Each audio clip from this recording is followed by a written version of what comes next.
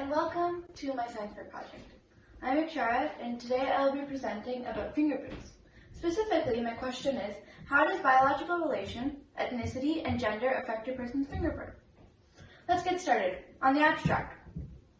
The main focus of this experiment was to understand the change of fingerprints depending on a person's ethnicity, biological relation, and gender. Testing different races and genders should prove if my hypothesis is right or wrong. The procedure that was followed was to get a fingerprint and check using a magnifying glass if they had some similarities with other people. Now on to the hypothesis. If the shape of the subject's fingerprint is the same as the shape of someone who has a similar identity as them, it is left to assume that people's fingerprints are related based on identities. However, it is assumed to believe that gender will not have as much of an impact rather than biological relation and ethnicity. Out of these two, it is presumed to believe that biological relation will have a greater impact than ethnicity. Now, on to my background research.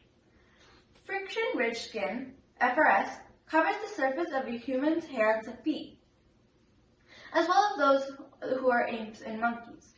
The FRS is made up of a sequence of ridges and furrows that generate friction and avoid slippage while grasping. FRS is a one-of-a-kind and permanent arrangement. Not two people can have it, including people that are identical twins, having the same FRS arrangement. The ridges of a fingerprint have a general flow that translates into one of these three major patterns: whirl, loop, or an arc. One, two, or all three of these are possible among your 10 fingerprints. Early pioneers in the discipline of dermatographics, the study of FRS patterns, discovered a clear link between fingerprint pattern heredity and overall ridge size, shape, and spacing. The distinctive ridge traits, on the other hand, are not inherited, making each fingerprint unique. This is why I use the right thumb of everyone. Going back to identical twins, the size and shape of identical twins are remarkably similar. However, there are distinguishable qualities that make them different. So, basically, you are more likely to have the same or similar fingerprints with someone that is biologically related to you and someone that is in your family, rather than someone that is a stranger to you. Now, on to my experiment. I used the following materials in my experiment: paper, charcoal, tape, and magnifying glass. Now, I'm going to explain to you my procedure in which how I took a person's fingerprint. Hello, and today I'll just be showing you how to take a person's fingerprint with just 3 supporting materials. 1, you need a piece of charcoal. 2, a blank scrap piece of paper, and 3 is a roll of tape. Preferably this tape so that it's the perfect fit to your thumb. Now, you could take your piece of charcoal and rub it on the side of the page, like so. And then you could take your thumb and then rub it all over the charcoal. You want to make sure it's fully covered, so like this. And then you can take a piece of tape, just the size as your thumb.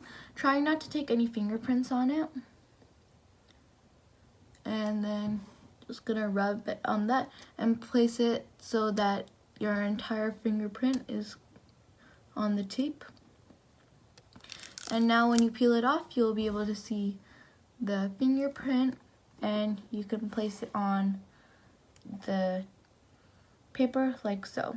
For just this purpose, we're placing on the same paper, but usually you'll want it on a different paper than the charcoal that you rubbed so that the charcoal doesn't get everywhere. Now, I'm going to show you my observations.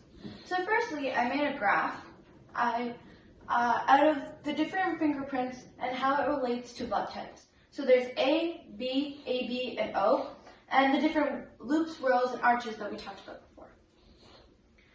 Now, there's also loops, swirls, and arches like before, and this is relating to gender, which I am actually researching. Now, we're going to focus on my analysis. In this experiment, it was discovered that ethnicity played the biggest role in a person's fingerprint. Therefore, since the majority of subjects were Indian, most of their fingerprints had the left loop. For the subjects that were not Indian, most of them were at least part Canadian. Thus, they all had the right loop, which was different than the Indian people. Another thing that was observed in this was that most, if not all, Indians had scars on their fingerprint. According to an Indian news article, Indians are most likely to suffer from dry skin due to the lesser amounts of moisture on their top layers of skin.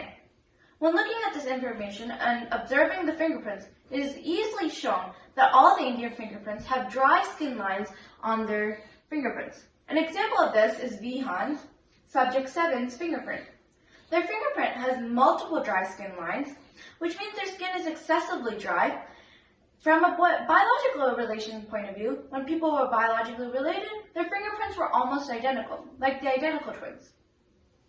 The fingerprints have the same line, shapes, loops, and scars. This scientifically makes sense because two siblings get their DNA and features from their two parents, so they all have the same fingerprint because they came from the same parents. Along these lines, families that have 4 might have 2 sets of fingerprints. One child might get their fingerprint from their father, and the other child might get their fingerprint from their mother.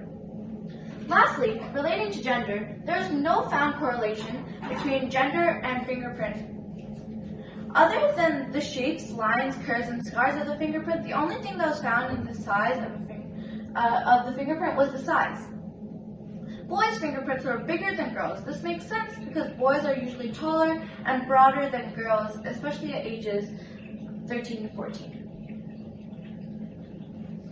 Now moving on to my conclusion. The purpose of this experiment was to understand the correlation between fingerprints and biological relation, ethnicity, and gender. This experiment was not 100% perfect because there are limited supplies and subjects. If there were to be more subjects, it would be easier because then there would be more people to study. This would give better results because then there would be more people to look for similarities and differences.